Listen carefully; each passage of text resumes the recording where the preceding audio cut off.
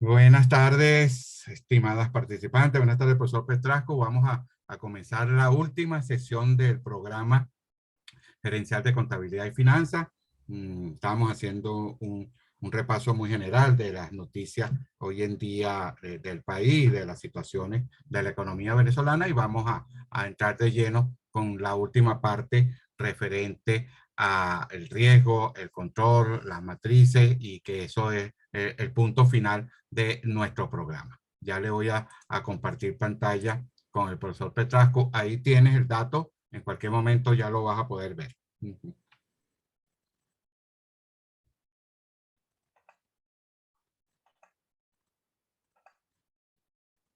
Muy bien, allí deberían poder ver la presentación. Ahí la estamos viendo. Ajá. Milagro, cuando usted le haga contacto este logo que está aquí a la izquierda, míralo allá arriba. Ajá. ¿Qué ve allá arriba? A la izquierda. Ajá. Ya sabe que somos nosotros los que le estamos haciendo el contacto. Ya yo lo sigo. Sí, Ajá. sí, ella ya me está siguiendo. Ok, Perfecto. esta es la presentación del día de hoy. Ya me he presentado en todos los cursos anteriores. Fíjense, la agenda para el día de hoy, vamos a estar hablando de los objetivos de este instrumento. Entonces, bueno, la primera parte vamos a tener claro de que vamos a estar hablando de lo que son las matrices de riesgo y controles. Este es un instrumento de primer nivel para el control, monitoreo y seguimiento de los riesgos identificados en las organizaciones. Entonces, vamos a estar viendo cuáles son los objetivos de este tipo de instrumentos, ¿verdad? De este tipo de instrumentos, las distintas metodologías que existen para su elaboración en el sentido de los caminos que se pueden tomar más allá de los modelos, que también hemos conversado de los distintos modelos que existen, que hemos dicho que tenemos el modelo de control interno Banco Integrado COSO, el modelo de gestión de riesgo empresarial COSO también, y el modelo de ISO 31000.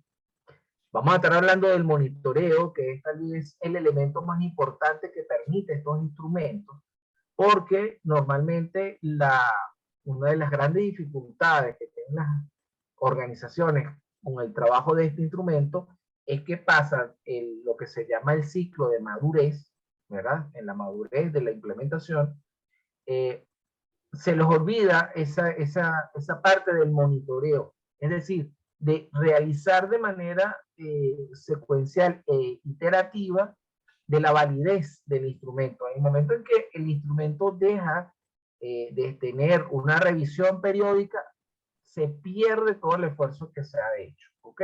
Entonces, uno de los elementos importantes es el monitoreo, el establecer elementos de medición sobre la información que está recapitulada, porque vamos a estar dándonos cuenta de que la matriz de riesgo y control es un instrumento donde se plasma todo el proceso y nos permite tener la visual, ¿verdad? De todo el proceso de identificación, evaluación, actividades de control y monitoreo de los riesgos. Y por último, vamos a estar conversando un poco de cuál es la relación que existe entre control interno, el instrumento que estamos hablando, que es matrices de riesgo y control, y la relación que tiene auditoría interna y auditoría externa. Esto es un comentario bien rápido. Vamos a estar presentando en principio, si pueden ver allí, me dicen si pueden ver cómo es una matriz. Esta es una matriz, le decía yo al profesor Alexi, esta es una matriz con la que yo estoy trabajando. Él quería mostrarle lo que es la parte superior. Vamos a estar viendo, por ejemplo, del lado izquierdo para mí, creo que es el izquierdo también para ustedes, y van a ver entonces los distintos conceptos que existen, ¿no?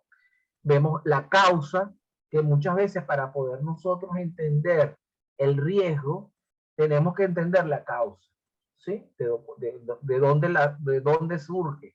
También existe metodologías que hablan de la fuente de riesgo, ¿vale? O sea, dependiendo, como hemos dicho, de cuáles son las metodologías que se siguen, muchas veces los contadores o los los administradores, el personal que tiene a su cargo el levantamiento y actualización de este instrumento pueden tener, y lo que vamos a ver en el transcurso del día de hoy, pueden tener distintas metodologías o desarrollar una metodología propia de su generis, pero el objetivo es el mismo, dependiendo de cuál sea el inicio o desde dónde se comenzó el levantamiento de la información, vamos a trabajar con distintos conceptos. Entonces, por ejemplo, en el caso que le estoy presentando hoy, hablamos de causa, hablamos de riesgo, hablamos de proceso.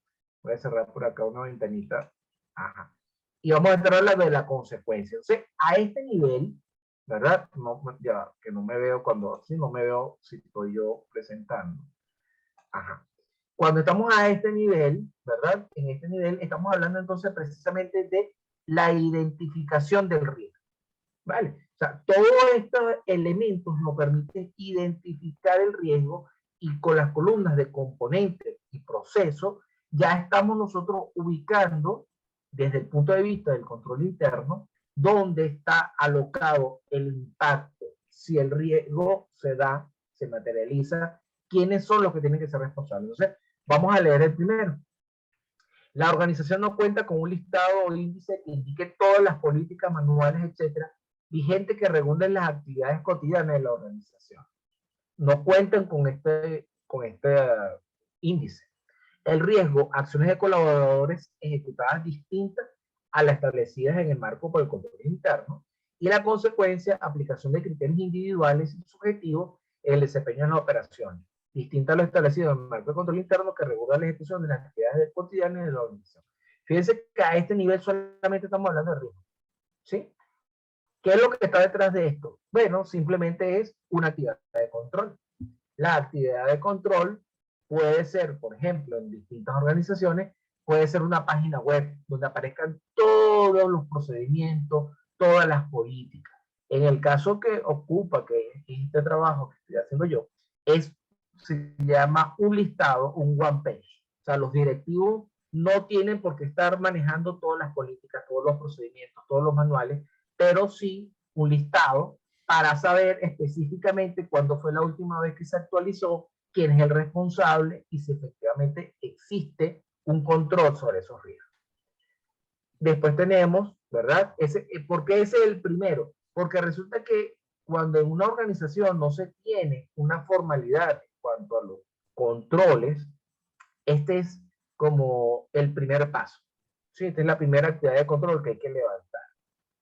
El segundo riesgo, la organización no divulga, capacita y garantiza que todos los colaboradores entiendan cómo aplicar en sus funciones el marco de control interno, ¿sí? Entonces, fíjense que está muy relacionado el primero con el segundo. ¿Cuál es la diferencia? El componente costo. Fíjense que en el primero hablamos de un entorno de control y el segundo información y comunicación. ¿Por qué se divide? Bueno, porque uno es hacerlo y el segundo es comunicarlo. Como le hemos presentado en el modelo COSO, que dice, no solamente es que exista, es que la gente lo conozca y sepa cómo aplicarlo. ¿Ok? Entonces, si se están dando cuenta, se va separando un mismo riesgo. Si se fijan, aparece el mismo riesgo 3 veces. No sé si le están dando cuenta que el 1, el 2 y el 3. Pero existe una diferencia en cuanto al componente y existe una diferencia en cuanto a la causa. ¿Sí lo ven? Entonces, lo que quiero que vean acá entonces es que la causa, el riesgo y la consecuencia es lo que nos va a estar dando nosotros le decimos la caída. O sea, ¿a dónde va a caer esto? Fíjense que en el mismo riesgo, uno se trata a nivel de gobernanza, otro se trata por recursos humanos. En el mismo proceso de gobernanza se trata a través del entorno de control y a través de información y comunicación. Entonces, lo que quiero que vean acá es el juego, cómo tiene que un mismo riesgo puede ser tratado en distintos procesos, ¿verdad? Y puede ser tratado también en distintos componentes. ¿Por qué? Porque lo importante es relacionar el riesgo con las actividades de control. ¿Vale? Entonces, aquí yo les presento la primera panorámica. Aquí estamos hablando entonces de identificación de riesgo. Antes de continuar, porque aquí vamos a ir increciendo. Preguntas, dudas o consultas a este nivel.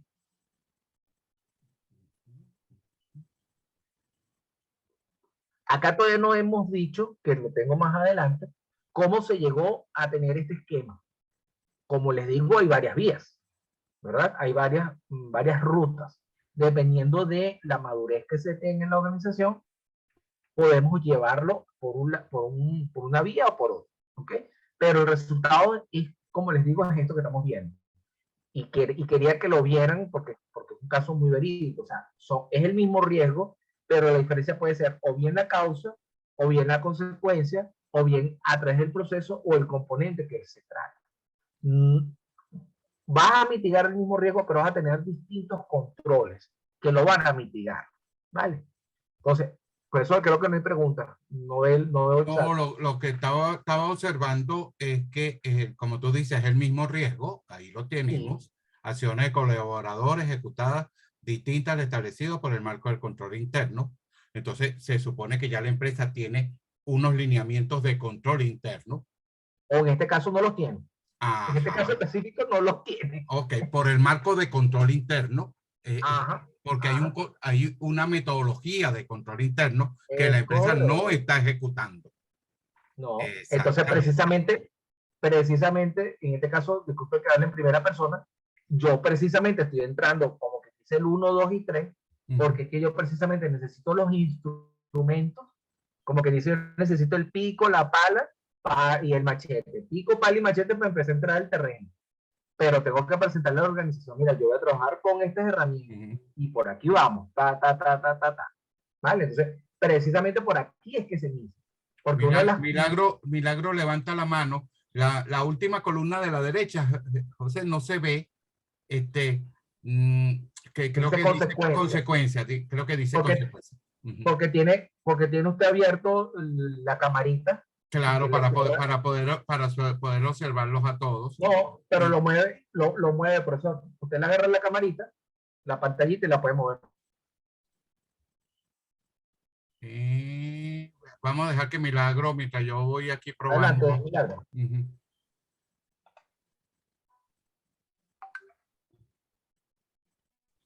Wow, Ajá. En ese caso es así como la implementación de las normas y políticas cuando no están establecidas.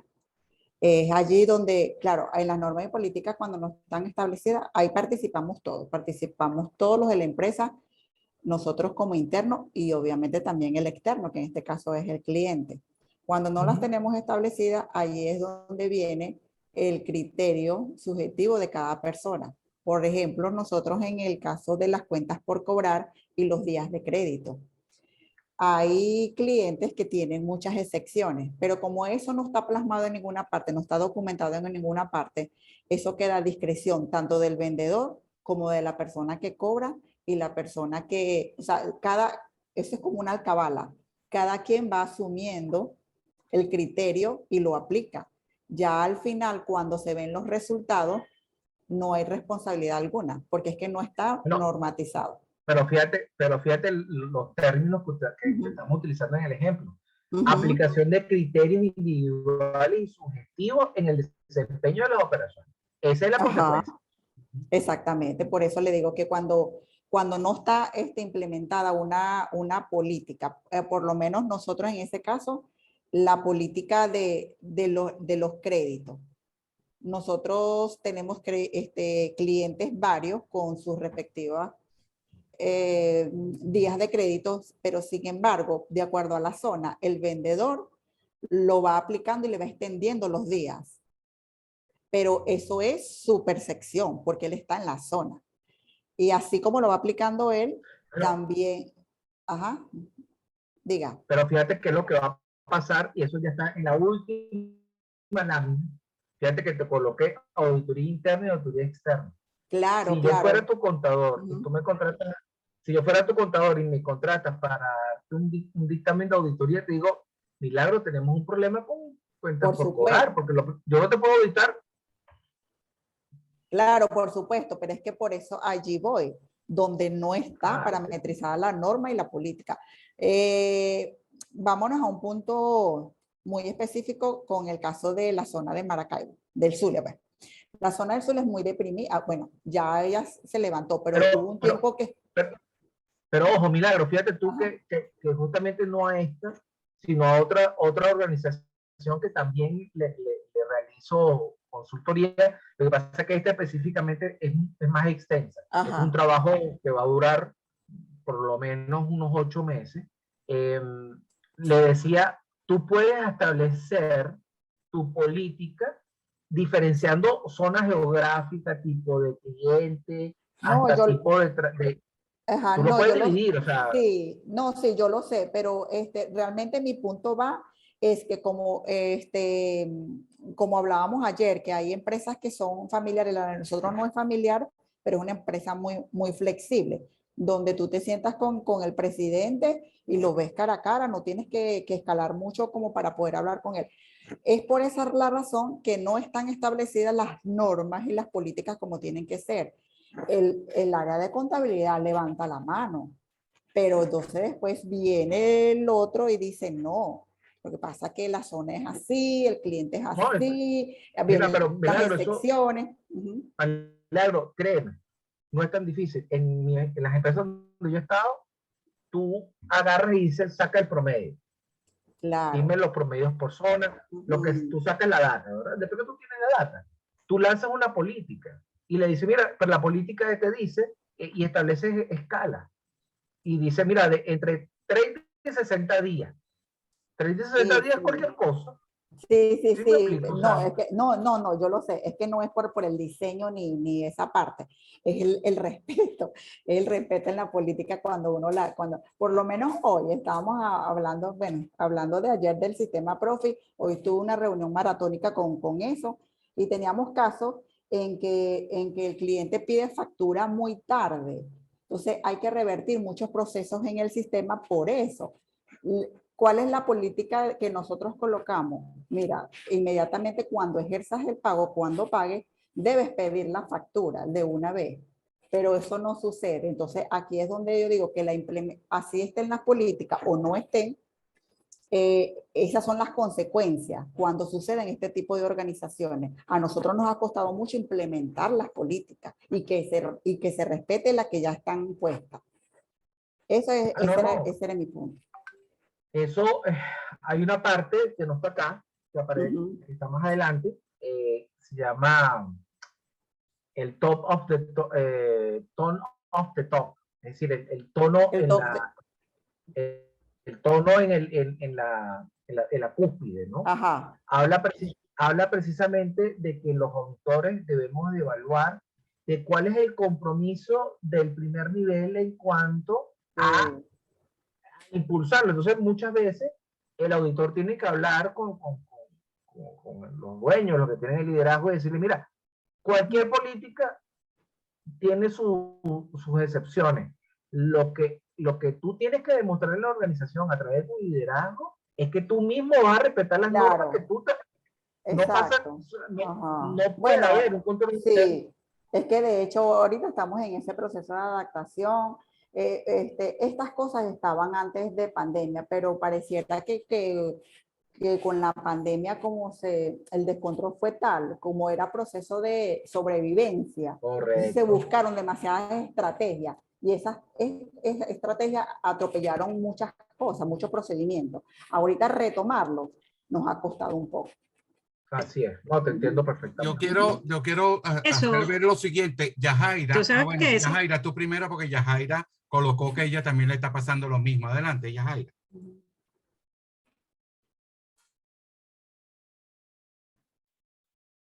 Uy. Sí, no se te escucha, Yajaira. ¿Me escucha? Ahora sí. Que eso que está planteando Milagro exactamente me está pasando a mí con el tema del respeto de las políticas, sobre todo con el tema comercial. Creo que en la pandemia, en aras de captar negocios, mantener clientes, entonces se excedieron en el cumplimiento de algunas políticas, pues se las saltaron. Entonces ha sido como un cuesta arriba para canalizar que retomen las políticas, pero creo que fue más por una estrategia de mercado, dependiendo de la zona, que también eso nos está pasando en algunas zonas. Y cómo está la competencia, la aplicación de cumplimiento de las políticas de la empresa. Eso se llama cuando la contingencia se convierte en rutina. Ah, tal cual, tal cual. Y ha sido una lucha que me imagino que le pasa a Milagros, una lucha perenne con el área comercial. Sí, no, bueno, esa es por la parte comercial, pero algo tan básico como en recursos humanos, el horario de llegada, de entrada. Eso es algo tan básico que la gente tiene que cumplir el horario y de hecho antes de pandemia se marcaba la huella y todo aquello. Ahorita estamos retomando, estamos implementando otra tecnología que es reconocimiento de rostro, pero la gente es aprensiva para ese cambio. Lo que pasa es que también, lo que pasa es que se juntaron, la pandemia nos hizo reformular, Entonces, por ejemplo, está pasando mucho con los millennials. Sí, exactamente. Entonces, a ellos eso se me acostumbraron y refiero. decían, ¿por qué tengo que cumplir un horario si yo puedo trabajar en mi casa? Tuve 2 años trabajando en mi casa y te cumplí los objetivos. Exacto, sí, son además, muchas cosas, son muchas cosas. Pero que yo creo que hay muchas cosas. Sí, hasta malas costumbres, porque se malacostumbraron también, mucho personal base se malacostumbró. Entonces, claro. En la pandemia lo tomaron como vacaciones, flexibles, y ahora llevarlos al control es complejo. Es complejo, sí, así es. Sí, sí. Yo quiero hacer una acotación. Ahora. Recordemos. Yo quiero hacer una acotación. Déjame saludar primero a Inger, que está llegando, que venía de Anaco, como que era la cosa, ya como que llegó a Anaco, Inger. Hola, ¿cómo está? Buenas noches. Buenas noches. Yo veo mucho más allá, José, el tema de las consecuencias y la no aplicación de los criterios que puedan estar establecidos, que se estén relajando. Yo lo veo mucho más allá, Milagro, en tu caso específico, cuando tú señalas que estás dando unos días y a ciertos clientes, dependiendo de la zona, nombraba la zona de Maracaibo, pero yo lo veo mucho más allá, porque esos días de relajo, discúlpenme la palabra, te impactan no solo esa consecuencia, pero es que te impactan financieramente a la empresa, porque tú tienes un flujo de caja esperado y ese flujo de caja no se te está cumpliendo cuando uno de tus vendedores, a su criterio, él dice, bueno, me pagas 4 días después o cosas como esa, sin habértelo consultado. A ver si dentro de tu programación, eso es factible, porque tú tienes un flujo de caja esperado. Por eso es que ese precisamente iba a ser el comentario que iba a decir. No olvidemos que el riesgo está directamente relacionado al cumplimiento del objetivo. Fíjense que yo iba a mencionar los millennials y le decir, pero el problema es que si tú tienes un millennial y él te cumplió los objetivos dentro de la contingencia, ¿qué racional o argumento va a decir la organización para decir tienes que cumplir horario? Entonces, uno de los elementos es, bueno, porque nos tenemos que reunir. Somos más efectivos en trabajo en equipo. Entonces, obviamente, si tienes un buen internet, porque la organización te lo está dando, bueno, perfecto. Pero si la empresa no está dando un buen internet, por ejemplo, en el caso que estamos ahorita, posiblemente 2 o 3 tenemos un buen internet, pero no todos. Si el doctor Mena fuera el director y dice, pero es que yo necesito de que cada uno me dé sus aportes y su respuesta de inmediato, no, es que se me cayó la señal, es que tal cosa, no, el horario, porque hay oficinas, porque yo necesito que tú estés físicamente ahí para meterme en tu oficina, doctora Leslie, fírmeme aquí que me voy saliendo para Barquisimeto. Pero pídenle los viernes a Milagro y me paso a la oficina al lado. Señora Milagro, aprueben aquí los viáticos que voy saliendo para Barquisimeto. O sea, es rapidez. Entonces, es muy difícil. Hay que comprender precisamente cuál es el negocio de la organización, y si el negocio de la organización nos está diciendo que tenemos que transformarla, tenemos que cambiar, ya no va a ser contingencia, es que ahora vamos a trabajar así, y muchas organizaciones decidieron no vamos a regresar a las oficinas. ¿Por qué? Porque cumplieron los objetivos. ¿Sí me explico? Entonces, exige, entonces, no es un cumplimiento de horario porque me interesa. Si eres un vigilante no puedes trabajar virtual, eres un vigilante, tienes que estar allí. Entonces, viene un compromiso de recursos humanos que tiene entonces que recapitular y ver cuáles son las habilidades, la destreza, el perfil de cuál es la aportación de valor. Entonces, sí, la contingencia se está convirtiendo en rutina, o sea, nos acostumbramos a no cumplir horario, bueno, pero ahora Exacto. tenemos que tener los argumentos de por qué hay que cumplir horario, porque hay que ir a una oficina. Sí, sí, sí, es así. Ahorita estamos en ese proceso de adaptación, de normatizar las normas que ya están establecidas, las estamos desempolvando, hay que modificar una, agregar otra, pero siempre está ese choque, pero al final tienen que aceptarlo de esa manera.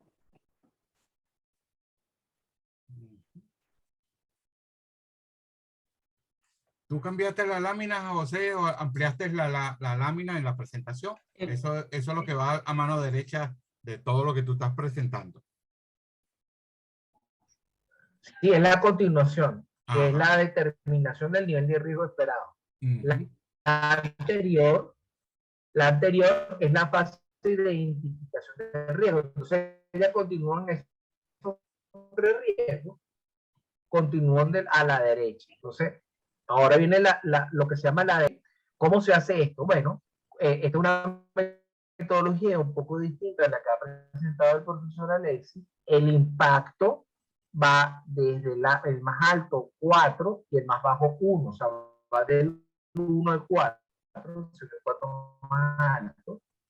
Hay una explicación por cada nivel de impacto, por qué está ese nivel, ¿sí? Va, en la probabilidad más alta, el 3, da también una explicación, ¿cierto? Normalmente este cuadrito de explicación se utiliza cuando año tras año los gerentes tienen que actualizar la información.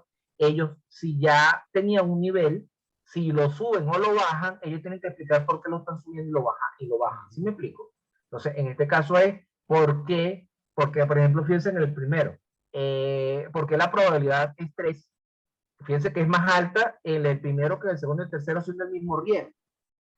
Porque dice, se están materializando riesgos relacionados a los diseños de control de tipo estratégico. ¿Sí lo ven? Entonces, bueno, pero ¿por qué si el mismo riesgo en la parte de arriba lo estás viendo 3? Entonces, ahí tienes que dar una explicación de por qué ese es distinto a los demás. ¿Vale? Entonces, ese es impacto y probabilidad. Entonces, en este modelo se multiplica impacto por probabilidad y te da un nivel que va del 1 al 12. ¿Sí? Este que está acá, del 1 al 12, ¿lo ven? Hay 9, 6 y 6. Después se le coloca el nivel de control. Se dice, ¿hay un control? Sí. Ok. ¿Cuál es ese nivel de control? Del 1 al 12. Entonces uno coloca, bueno, hasta el 1, hasta el 6. ¿Sí me explico? ¿Cuáles son los controles relacionados? Y uno explica acá cuál es la explicación para ese nivel de control. Entonces, por ejemplo, en el primero, el nivel de operación de la organización requiere el diseño de actividades de control estratégico de tipo one page que permitan niveles adecuados de gobernanza sin una constante actualización. O sea, la actividad de control, esa no existe. Por eso se le coloca a nivel 1. ¿Vale? Ahora, para los otros dos, que son los controles a nivel operativo, a nivel de transacción, sí se tienen manuales, sí se tienen procedimientos, tiene algunas prácticas divulgativas, ¿vale?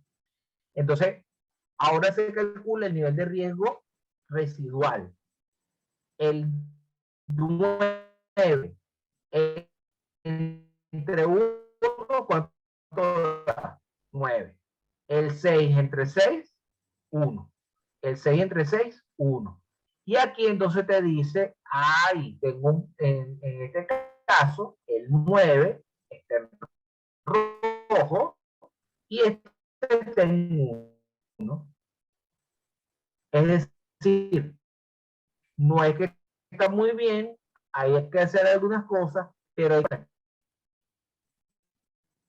sea, ya te está dando 3, o sea, está pasando. No es algo futuro, está pasando. Tiene que ser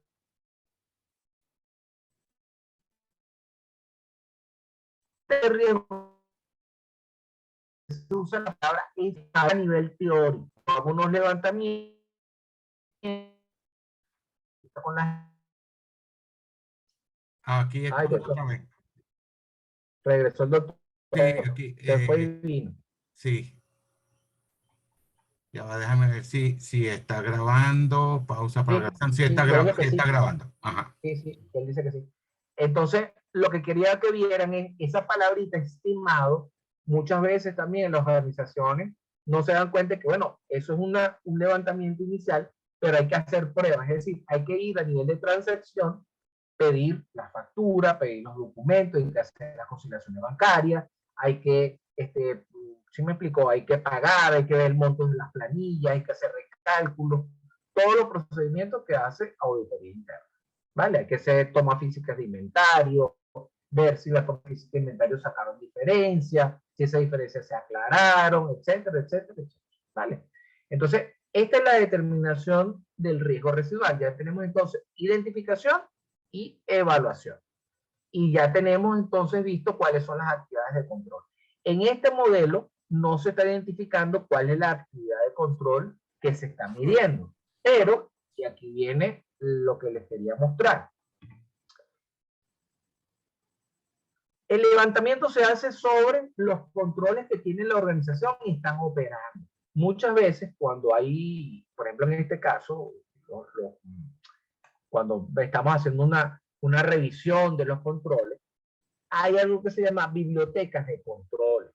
Los contadores tenemos acceso a páginas, a portales, donde nosotros, por ejemplo, cuando tenemos dudas, cuando tenemos unos procesos que hemos identificado como críticos y necesitamos reforzarlo, vamos a estas bibliotecas de controles, extraemos la biblioteca de controles y utilizando varios instrumentos vemos entonces cuáles son los controles y entramos a hacer la adaptación al diseño de controles.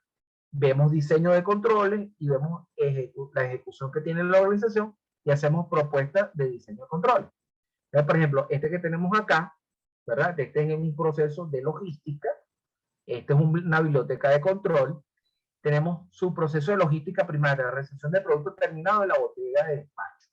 Riesgo, tenemos 3 riesgos. Riesgo, pérdida económica por ausencia del control de inventario recibido en la bodega del despacho, ausencia de notificación de registro de inventario, cantidad de referencia faltante y defectuosa, o sea, productos no conformes, inventarios no conformes vencidos por falta de control y supervisión y verificación. Esos son los riesgos. ¿Qué controles pueden darse? Lo dividimos, responsable y control. El inventario integrado por el área de producción al área de logística debe tener un soporte físico que se llame un documento de entrega, el cual detalla cantidades, productos, unidades de medida, resultados de control de calidad, fecha de entrega, nombre del funcionario que entrega y que reside en el área de logística, el cual es validado por medio de conteo físico por el coordinador de logística y firma la aceptación en el documento físico. Periódicamente la bodega logística se deben conciliar las existencias pendientes de recepción en el sistema de información, identificando su justificación y realizar los ajustes requeridos. Naturaleza, manual dependiente de tecnología. Entonces, fíjense que en el documento anterior no se tiene la actividad de control, a pesar de que se está evaluando. ¿Por qué? Porque el diseño del control está pasando a una segunda fase, ¿sí? Que es la fase de validar con el cliente haciendo un levantamiento de cuáles son las actividades, una inestabilidad. ¿Sí me escuchan? Sí, estamos escuchando. Sí. ¿Aló? Sí, te estamos escuchando. Que se cae seguido. Sí. Excelente. Entonces, le quería mencionar de que esta biblioteca de controles las tenemos para los distintos procesos de la organización. Podemos tener procesos de logística, finanzas, etcétera, etcétera, etcétera. Entonces, esta biblioteca nos permite seleccionar, adaptar e implementar control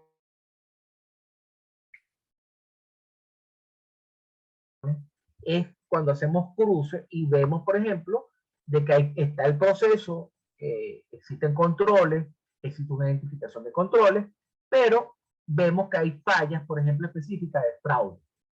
Entonces, también tenemos una batería para validar específicamente el riesgo de fraude en los procesos. Le traje el del proceso de compra porque quería que vieran distintos procesos. En el de acá, entonces, estamos viendo las actividades, es decir, en los controles ya identificados. ¿Sí? En estos controles ya identificados, vemos cuáles son los riesgos de fraude. Y también hacemos una calificación del riesgo entre la probabilidad del impacto y nos da el nivel de riesgo. Entonces, ya no solamente tenemos las actividades de control, sino que de esas actividades de control validamos entonces si estos controles pueden tener riesgo de fraude. Les traigo uno solo, que es este que está acá, para que veamos. Selección y aprobación de proveedores y prestadores de servicios. Conflicto de interés o favorecimiento a terceros en la definición de pliegos de contratación o incumplimiento de solicitudes de cotizaciones definidas en la política de la compañía. Entonces, fíjense ustedes, ¿cómo puedo yo aplicar este procedimiento de diseño y levantamiento de controles cuando la organización todavía no tiene políticas? ¿Sí lo ven? Entonces, por eso es que todo tiene un proceso, ¿no? Hay que hacer el levantamiento de los procesos, se hace la identificación de controles, etcétera, etcétera. Entonces, aquí todo esto tiene que ver con el nivel de madurez de la organización. Si ya la organización ha pasado por procesos de creación de matriz de riesgo, ya te da un elemento que, bueno, puede tener una madurez intermedia. Ojo, la madurez sube y baja. No se crea con una organización que está en un nivel maduro, no baja, ¿no? Puede estar maduro y baja intermedio y puede volver a bajar. Esto es, si por ejemplo tenías una organización, unos buenos gerentes, y se te van 2 o 3 gerentes de la organización, ten la seguridad de que hay un bajón en la madurez. Porque los controles dependen mucho de la madurez de la persona que los ejecuta. Entonces, fíjense que hemos visto entonces biblioteca de controles, hemos visto riesgo, por ejemplo, de fraude dentro de procesos específicos. Y acá vamos a ver también esas bibliotecas, ¿verdad?, de controles. También tenemos bibliotecas de riesgo por sector. Entonces tenemos sectores, por ejemplo, de industria, de banco, retail. En este caso, creo que traje sector comercial. Este es del sector comercial. Entonces, dentro del proceso, en este caso, por ejemplo, gestión de compra, yo puedo ver distintos riesgos. Fíjense, se repite fraude. Fraude. Es decir, que era la inobservancia de la factibilidad económica y legal del proveedor. Dice, mira, fíjate, ese riesgo no lo estoy viendo acá. Y yo se lo presento al cliente. Mira, ¿tú cómo haces en la compra si ese cliente que es un proveedor que te está dando insumos estratégicos, tú le estás viendo cómo están operando? ¿Sí? Porque si ellos te fallan, falla tu cadena logística. Entonces, el proceso de evaluar riesgo por industria, ¿verdad? Por ejemplo, en este caso el sector comercial, también te ayuda a identificar riesgo en tus procesos. En este caso, gestión de compra. Riesgo legal y pérdida económica por necesidad de reclamaciones contractuales, los contratos.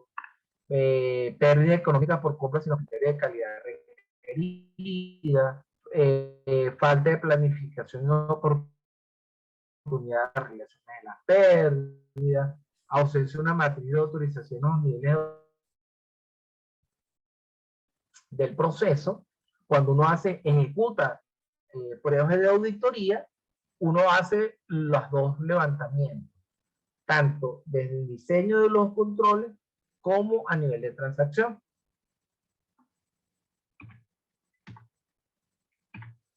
Profesor Mena, no me hicieron preguntas, yo me fui rapidísimo.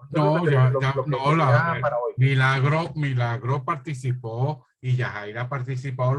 Lo que observamos es que es un trabajo muy largo, como tú lo dices, es un trabajo extenso. Tengo fallas en internet, profe. Sí, sí, la banda, hoy hemos estado todo, ahí dice que tu banda de red está muy baja, es lo que hemos estado observando todos. Ahí está, ajá, mueve, está haciendo publicidad con el vasito que te acabamos de ver. ¿Estás compartiendo pantalla? Sí, pero por si acaso había una pregunta. Ajá, ahí va Milagro, adelante. Pero como estaba moviendo la cabeza, pensé que que querías hacer una pregunta. Lo que observamos, y yo voy a asumirlo en nombre de ella, es que el proceso, como todo, es muy largo, porque viene el proceso por observación, por transacción. Entonces, es una determinación, porque no todos los riesgos que están allí, por supuesto, aplican a las diversas áreas. En el caso que colocaste, simplemente colocaste el área de compra, pero si se fuese el área de cuenta por cobrar, por supuesto que hay otros tipos de riesgos con los cuales hay que visualizar. Y por supuesto, al final terminamos cayendo en la parte verde esa que tienes allí, probabilidad, impacto y nivel de riesgo, que es donde interesa para que después entonces puedas construir la matriz y en función a ello, entonces poder accionar y poner en práctica los controles de manera tal de que puedas ejecutarlos.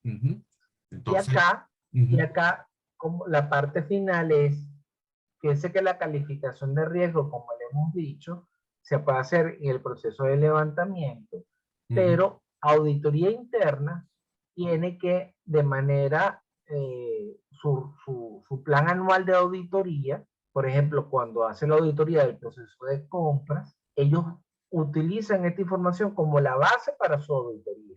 Entonces, por cada uno de los riesgos y de las actividades de control, generan sus pruebas y de resultado, ellos tienen que actualizar esto. Probabilidad, impacto y nivel de riesgo. claro. ¿Sí? Y al existir entonces una diferencia entre el riesgo residual, que es el que cree la dirección aprueba la matriz original, que es esta. Déjenme echarme para atrás para que se entienda. Esta matriz la debe aprobar el nivel más alto de la organización. Es decir, ella está enterada de que estos riesgos, por ejemplo, el 1, él sabe, vamos a poner que es una junta directiva, la junta directiva está enterada de que tiene un nivel de riesgo alto en ese riesgo. Y él sabe que el directivo va a estar trabajando en 1 año o 6 meses para mitigar ese riesgo. O sea, la alta dirección aprueba ese apetito de riesgo. ¿Sí me explico? Porque hay un plan para mitigarlo. Ahora, esos riesgos que quedaron allí y está informada la junta directiva y tiene en mente, bueno, vamos a hacer estos planes, se van a modificar las políticas, vamos a validar la política de días de crédito, etc. Cuando auditoría interna hace su auditoría, ¿verdad? Que entra a hacer esto, que va a tener los datos y las pruebas de auditoría, y le da, por ejemplo, un nivel de riesgo. Fíjense que acá tenemos uno. Inobservancia en la factibilidad económica y legal del proveedor, ¿sí? Y les da probabilidad alta, impacto inaceptable, nivel de riesgo alto. ¿Qué es lo que sucede en la organización? El auditor, los riesgos, este riesgo, por ejemplo, para que se entiendan cómo escala en la estructura, este riesgo alto no se lo informan al gerente, se lo informan a la junta directiva. ¿Ok? Se lo informan a la junta directiva. ¿Por qué? Porque si el gerente tiene algo que ver con esto, no vaya a decirle, ay, mira, ya descubrí que tú no estás haciendo esto. No. Entonces, el informe se pica, aprueba y dice, ya el gerente me había dicho que tienes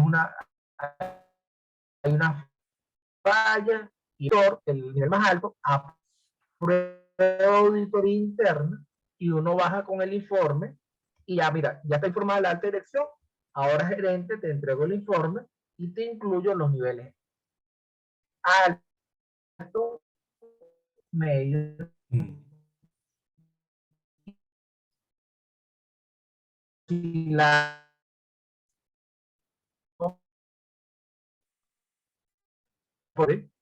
sí, también pasa. Tú eres gerente de porque no Tu prueba en alto nivel es informe que se llama normalmente el informe ejecutivo, el informe de resumido, tiene un nombre, pero es una sola paginita, no debe tener más de una página. Uno baja con el gerente y le da el alto, el medio, el bajo. Si la junta directiva dice no, quiero que me vale, entonces tú haces una auditoría posterior y haces otros procedimientos, ¿sí me explico? Pero lo que quería que vieran es el nivel de riesgo residual, la diferencia se tiene que estar monitoreando y se tiene que estar informando constantemente a la organización. Y ojo, perdón, también se me ha olvidado, hay organizaciones que no solamente es auditoría interna, el mismo gerente puede hacer algo que se llama autoevaluación.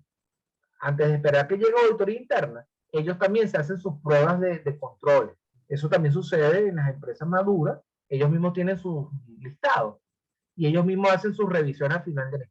Hacen sus reconciliaciones, hacen sus procesos. Entonces, cuando llega auditoría interna, pregunta, mira, ¿qué control? No, mira, yo todos los meses hago esto.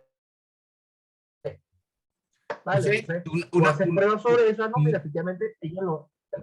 Una pregunta, estas son para empresas grandes, todo el proceso que también se puede aplicar, por supuesto, en empresas pequeñas, pero ¿qué pasa en empresas pequeñas y medianas donde no hay una auditoría interna?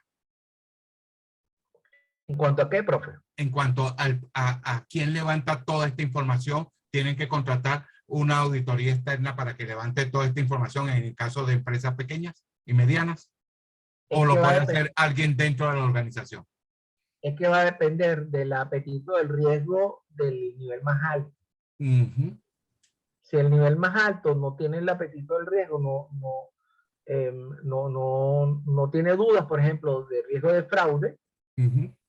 No, yo te digo en todo el proceso, todo el proceso de la determinación de las causas, de las consecuencias, del riesgo, todo ese proceso. Mi empresa no tiene una unidad de auditoría interna. ¿Quién lo puede hacer dentro de la organización? No, es que hay algo que se llama las 4 líneas de defensa. Las 4 líneas de defensa, una empresa, entonces, de la parte más externa a la parte más interna, las empresas grandes tienen estas 4 capas, 4 líneas de defensa. ¿Sí? Cuando esta falla, lo agarra esta. Cuando esta falla, cuando estas 2 fallan, lo agarra esta. Y cuando estas 3 fallan, lo agarra esta.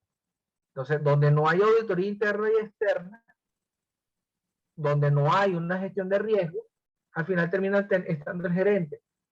Entonces, el gerente es el que tiene que cumplir toda esta defensa. ¿Vale? Son los gerentes de los procesos. Ahí se dirigía mi pregunta en función a ello, porque muchas de las empresas, y yo estoy plenamente convencido de que donde están trabajando las damas no son empresas tan grandes tipo Coca-Cola o cualquier otra, o Polar, son empresas de mediana hacia un tanto más pequeña. Esa actividad tiene que hacerla la gerencia o quien designe. Ahí está Inger colocando, así es, profesor, tiene que hacerlo alguien que lo designe la junta directiva o el gerente general o un gerente de tipo estratégico que haga todo este proceso y levante toda esta información. El que no se levante, no significa que no se hagan los controles. Los controles se hacen. ¿Sí? O sea, porque la empresa opera. Ahora, está asumiendo un apetito del riesgo muy alto. Muy alto. Y normalmente los Milagro dice que cuando tema de inventario, ellos consultan y contratan a un consultor logístico con temas de inventario, pues, que tengan problemáticas de inventario. Entonces se están moviendo, por el tamaño de su organización, se están moviendo constantemente y esa es una de las preguntas bien interesantes, de que el hecho, como tú dices, de que no esté, por supuesto, hay que hacer todo este trabajo y precisamente en la organización donde tú estás ahora, que estás haciendo este trabajo, ¿hay auditoría interna o simplemente tú estás haciendo el trabajo desde la óptica de afuera? Que tú no puedes tener es que tú no puedes tener auditoría interna cuando no tienes los procedimientos. Exacto. Porque ¿cómo vas a controlar si no hay procedimientos? Y no se puede hacer, no puedes levantar procedimientos cuando no están los manuales. Y no puedes levantar los manuales cuando no está la definición de la junta directiva de cuál es. Coloca la primera lámina, muévete hasta la primerita lámina que mostraste, José.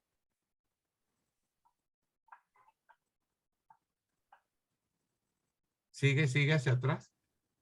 No, ahí está, ahí está. No, esa no, esa misma. La organización no cuenta con un listado o un índice que indique todas las políticas manuales vigentes que regulen la actividad cotidiana de la empresa o de la organización. Si no lo hay, entonces ahí es donde viene el problema. Pues hay que crear esas políticas, y si hay algunas y otras no, entonces hay que diseñarlas de forma tal de que se puedan cumplir. A eso es que voy.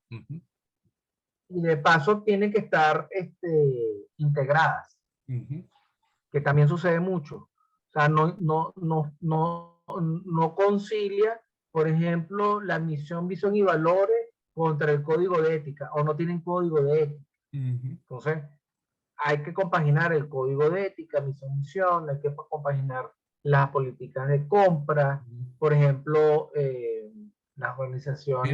Mira la pregunta de Inger, José. ¿Quién hace esas políticas o manual de procedimiento? Es que volvemos a las 4 líneas de defensa. Va a depender quién es quién está encargado de qué. Sí, pero la política general. O sea que la parte administrativa hace las políticas administrativas. La parte de ventas hace las políticas de ventas. ¿Quiere decir eso? No. Este proceso, si ven acá, dice proceso, ¿sí? De gobernanza.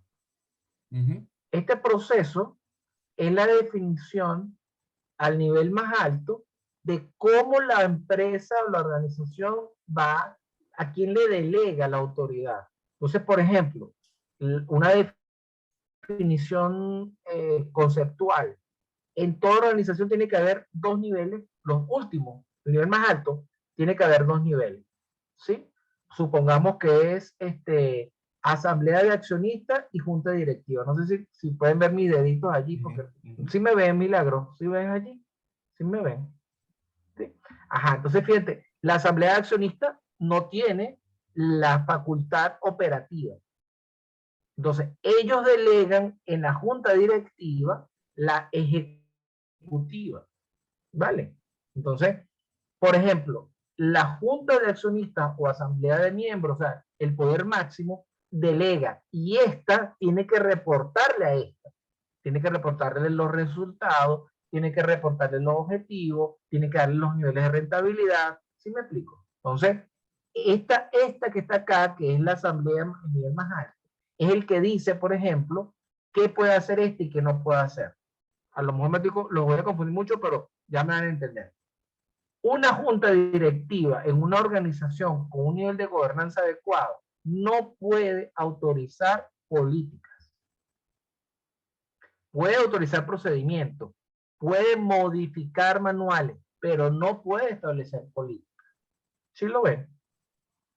¿Por qué? Porque la política es la que define la estrategia, es el que define qué es lo que queremos hacer, cómo, ¿sí me explico? Entonces, el nivel ejecutivo no debería poder hacer todo. Ellos tienen que reportarle el nivel más alto. Entonces, en una organización con profesionales capacitados, no debería, por ejemplo, la junta directiva tener la capacidad de hacer políticas, manuales, normas, procedimientos. Debería prepararlo y elevarlo a la junta superior y decirle, quiero modificar o tengo planteado hacer o vamos a hacer. Eso que tú estás planteando se ve mucho también en otro tipo de estructura donde hay un presidente y un vicepresidente ejecutivo, en el cual el vicepresidente ejecutivo es el que delinea, lleva a cabo toda la actividad, llámese operativa, e informa a presidencia. Es más o menos una similitud a lo que tú estás planteando. Entonces, quien lleva la rienda del negocio es el vicepresidente ejecutivo. Claro, hay una presidencia, pero este vicepresidente ejecutivo está reportando aquí arriba. Y a lo mejor debajo del vicepresidente ejecutivo tú tienes 4 vicepresidentes de área y que te están reportando a ti. Entonces, es más o menos lo que tú estás colocando, si no existiese una junta de accionistas o algo por el estilo. Pues el nivel máximo, en este caso, sería presidencia. Así que es bien, pero entonces, muy bien. ¿cuál es la respuesta? La política debería estar, por eso es importante el proceso de gobernanza, porque en ese proceso se define si la empresa va, ahí, por ejemplo, las organizaciones que son muy pequeñas, solamente tienen manuales y procedimientos, ¿sí? Manuales y procedimientos. Pero hay organizaciones que tienen que tener políticas, manuales y procedimientos. Entonces, por ejemplo, este sector, que es el sector que estoy en este momento asesorando, es un sector del sector humanitario. Por su misma característica, ellos no tienen fines de lucro, pero tienen unos reglamentos muy estrictos, por ejemplo, políticas de acoso sexual, políticas de discriminación. ¿Sí me explico? Entonces, los donantes, o sea, los que le dan el dinero para que yo opere, le dicen, tú me tienes que decir cuál es tu política en contra del abuso y el acoso sexual. Entonces, es una política. Entonces, no pueden ser los gerentes, no pueden ser los niveles, los mandos intermedios, lo que den la política. Tiene que ser un nivel superior. Entonces, ese nivel superior da el tono a toda la organización. ¿Vale? Angie comentaba hace ratito, mientras tú estabas hablando, que justo en su empresa están diseñando las políticas para cada uno de los procesos. Ahí está Joana. Adelante, Joana, que quiere intervenir. Adelante, Joana. Profesor, una pregunta. ¿Cómo hacen las empresas que tienen una estructura organizativa plana para hacer la aplicación de lo que usted acaba de mencionar, que tiene que manejarse por una estructura organizativa del mayor a menor? Es decir, quién autoriza a quién. Pero en las organizaciones que tienen estructuras planas, ¿esto es aplicable? Sí. Es que fíjate que la que estoy asesorando es plana. Porque el día a día lo lleva el doctor Alex. Él es el presidente ejecutivo, el líder, ¿verdad? Pero Alexi, yo y Milagro somos también la asamblea de miembros. ¿Qué significa esto? Que somos las mismas personas, pero en el día a día él maneja el manejo diario, pagar cheques, buscar proveedores, etcétera, etcétera. Para él poder emitir una política nos tenemos que reunir nosotros, tiene que haber un tiempo, ¿sí me explico? Tiene que cumplirse los requisitos, no necesariamente de jerarquía, sino de funciones. La gobernanza no quiere decir que las decisiones no las toma una persona. Tiene que ser.